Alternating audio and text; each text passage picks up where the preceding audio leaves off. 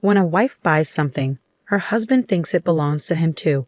If he can't accept that, he suggests divorce. My husband Charles often tries to take things from me for no good reason. Once, he even wanted to give gifts I bought for my parents to his own family to make himself look good. When I confronted him about this, he looked shocked. Before I married Charles, my grandparents left me a valuable gift, a piece of property. They advised me to keep it a secret from Charles, even though he's my husband. They said I should keep quiet about having a source of income and enough money to live comfortably. I felt a bit sorry for Charles, but I chose to follow my grandparents' advice. After my grandfather, who had always taken care of me, passed away, I carried on with my life with Charles. Then, something happened. One day, when I checked the account where I saved money for our living expenses, I saw that $10,000 had been taken out. This account was mostly handled by me and meant to cover the cost of living that Charles and I shared. It was a significant amount, and I couldn't recall withdrawing it myself.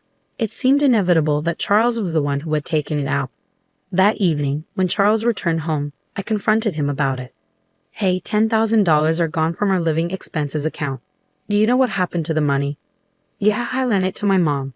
She was in some trouble," he replied casually, confirming that Charles had indeed lent the money to my mother-in-law, Lisa. "And you didn't think to inform me beforehand?" "It's all right, though. It's money I earned, so it's not a big deal. We have savings, so losing that amount won't hurt us. If Lisa needed help, I understand why you did it, but it would have been nice to hear about it from you first. After all, the account is for both of us. If it had been his own personal account from when he was single, it would have been acceptable, but withdrawing a large sum from our joint account without discussing it was a bit too much." When I sighed heavily at Charles's selfishness, he frowned and gave me an irritated look. Fine. I'll tell you next time." Charles dismissed me, clearly annoyed, and quickly walked away to the bathroom. I felt uneasy about the situation. He hadn't acted like this when we first got married. He used to listen to me sincerely. Is this how relationships change over time? A few days later, I had no choice but to visit my in-laws' house to deliver a package that had been mistakenly delivered to our address. "Oh, Megan, thanks for making the trip all the way here. Why don't you come inside since you've come all this way?" I had planned to just drop off the package at the door, but I couldn't refuse my parents-in-law's invitation, so I ended up in their living room, having tea. While there, I couldn't help but notice various luxurious items, expensive cosmetics, glamorous clothes, health products. Oh my, our wonderful son gave these to me as gifts. Since there was $10,000 in the bank account anyway, it seemed natural to spend it this way. However, knowing that Lisa needed money and Charles had lent her that exact amount, I couldn't shake the uneasy feeling that all of it had been spent on her luxury items. As I quietly sipped my tea, not able to muster a smile, my in-laws' cheerful expressions faded, replaced by a look of concern that seemed almost threatening. "Our son is so kind and thoughtful, showering me with gifts. But what about you? Are you being a good wife to him? There's something suspicious going on. We've heard things, you know," my father-in-law said, his tone implying accusation. "He's always blamed by you for spending money on me," my mother-in-law chimed in. Now it all makes sense. They looked at me with apprehension, as if Charles had painted himself as a victim for doing something generous. I started feeling increasingly weary of both my in-laws and my husband. I never expected to be treated so poorly and overlooked like this. Finally, the idea of divorce began to take shape in my mind. I thought that if I left him, I could go back to my parents' home and use the savings from my passive income to help rebuild their lives. My parents' home is a 2-story house that was built over 30 years ago, before my brother was born. It used to accommodate our family of 5, but after my brother and I moved out, it became too large and difficult for my parents, who have trouble with their legs despite some modifications like ramps and handrails. A smaller single-story house would be much more suitable and comfortable for them. I immediately called my parents to discuss my plan to divorce Charles and rebuild their home. Surprisingly, they weren't shocked by the divorce news and were thrilled about the idea of renovating their house. Over the phone, they eagerly listened to my plans. "I'm so grateful that you're thinking of renovating it for us." "Thank you. Even if we won't live there long, it's okay because you can inherit the house as it was built using your own earnings." "All right then, I'll start preparing and planning it step by step." Don't worry, take it easy. My dad and mom's reassuring words lifted my spirits. So I began the process of renovating my parents' house, waiting to hear back from the construction company when suddenly Charles confronted me. How could you use our savings to build a house without consulting me? Sitting across from each other at the living room table, Charles slammed his fist down and yelled at me, completely disregarding my feelings. Well, my parents will be living in the new house. No, that's not possible because it was built specifically for my parents. You used our joint funds to build it, so my parents have a right to live there. Are you expecting 4 people to squeeze into that small one-story house? Shut up. Just hand over the house to me, Charles yelled, banging the table loudly. I knew if I didn't mention my passive income, things would escalate even further. So I made up my mind to come clean. Actually, I have passive income. I've actually been saving from the real estate my grandparents left me as a gift. I've used that passive income to pay for the house, so none of our shared money was used. As I admitted this, feeling guilty for breaking my promise to my grandparents, Charles in front of me shook his shoulders and began banging the table even harder. What kind of wife hides her income? You're playing with my money and hiding yours like this.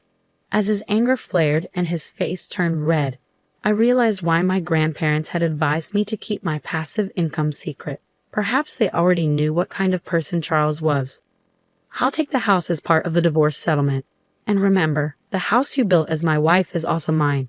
I'm the head of this family, and if you defy me, I'll divorce you. I felt nothing but despair at Charles's demands and was thoroughly fed up with him. How could I have lived with someone like him without knowing who he truly was? I had planned to use my passive income when we might no longer rely solely on Charles's earnings. It was meant as a safety net in case I couldn't work due to injury or illness. I had intended to save it to sustain our life together and share it with Charles when the time was right. But now, I have no intention of spending that money on him anymore. Feel free to take it. I stood up, leaving the table and the house. I couldn't bear to be near Charles any longer. I decided to spend the night at a business hotel to calm down, intending to return home the next day. However, when I returned the next morning, Charles greeted me with a smug smile. He approached me, holding a sheet of paper he had concealed behind his back. It was divorce papers already filled out. You lied about having passive income, didn't you? You pretended to have it to cover up the fact that you were actually taking money from our joint property, didn't you? Charles' accusation bewildered me. I had told him the truth sincerely. I hadn't lied. It's true. I have passive income. Here you go again. I know you can't live without me, Charles sneered as he forcefully placed the divorce papers into my hand. Let me know when I can move in, okay? I'm off for a drink. With that, he patted my shoulder and left, humming in a cheerful mood. In that moment, I finally saw Charles for who he truly was. He hadn't changed. He had always looked down on me since the beginning of our marriage. He never truly considered my feelings. I wasted no time. I packed my things, completed the divorce papers right then and there, and left. I decided to stay with my parents temporarily and explain everything to them. We agreed that I would live with them until the new house was ready. The next day, I was dismayed to find my phone filled with missed calls from Charles. Shortly after, it rang again. Reluctantly, I answered, hoping this would be the last conversation I ever had with him. Hello. Hey. All your stuff is gone, you know. My husband's impatient tone left me with nothing but questions. He was the one who initiated the divorce, so why was he acting so flustered now that I had actually left? Huh? We're getting divorced, so it's normal for my things to be gone. I won't be coming back, so feel free to use the empty space however you like. I wondered if he sensed something different in my tone. There was silence from my husband for a few moments. Finally, it seemed he had realized that I indeed had passive income. Then, after another pause, he spoke in a surprisingly gentle voice I had never heard before. Hey, could you let my parents live in the new house? I don't mind staying with your parents, please. I already told you it's a small one-story house. Please understand. I plan to surprise my parents with it. His request left me speechless. What was he thinking? Wanting to give away a house he didn't even buy and call it a surprise? It seemed reckless beyond belief. You don't care about our savings at all, do you? I've been stressing over the money I give you as an allowance and what we save for living expenses, trying hard to manage everything. That's beside the point here. You're careless with money and leave all the hassle to others. Then act like you did everything yourself when it comes to your parents, right? As I had meticulously prepared everything for my parents, my husband suddenly fell silent, fueling my frustration even more. It's shallow of you to act like you orchestrated it all and give the house to your parents. Ultimately, you've been trying to exploit my good intentions and take control of what's rightfully mine. There's no justification for you to trample on my feelings and intentions like this. I won't hand over the house I built with all my heart and soul for my parents just so you can show off to yours. I firmly rejected Charles's proposal, and he began to loudly rant in response. But husbands and wives are supposed to help each other. We're not married anymore, are we? I've already filed for divorce. On the same day my husband, now my ex-husband, handed me the divorce papers, I submitted them to the city office. He had wanted the divorce so eagerly, and I felt it was best to move on quickly. I was already in the process of reverting all the paperwork to what it was before we were married. My ex-husband said in disbelief, "Yeah, you've already filed. Why act surprised when you're the one who wanted the divorce?" "Oh, I didn't expect you to actually leave. Let's start over. Let's talk and try to make things work this time." How could he suggest such a thing now? This is a man who used our savings for his own mother, threatened divorce, and mocked me until the very end. I had no desire to reconcile with someone like him. "No, thank you. Please give my regards to your parents," I said cheerfully before hanging up on Charles. The next day, I continued to receive voicemails and messages from him, insisting we could start over and professing his love.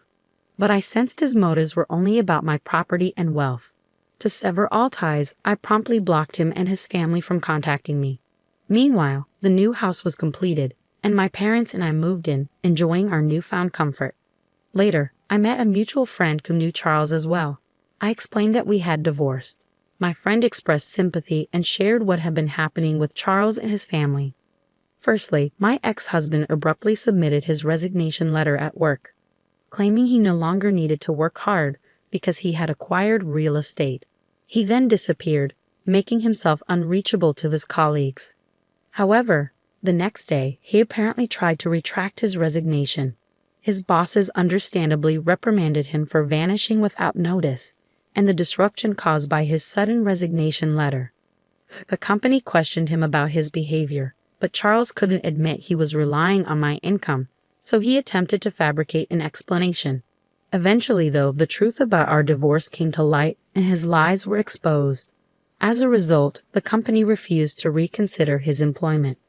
Charles, who mocked my passive income as probably fake, was actually trying to benefit from my earnings and impressed his parents by giving them a house as a gift. He didn't consider me or our future at all.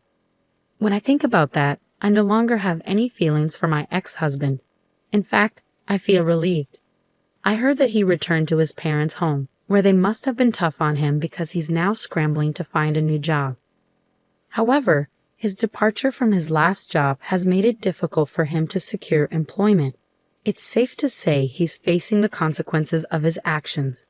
As for me, I live happily with my parents in a home I built myself. I have a job that I love, and I'm enjoying life. I had been saving my passive income for Charles and our future, but now I'll use it to support those who have supported me.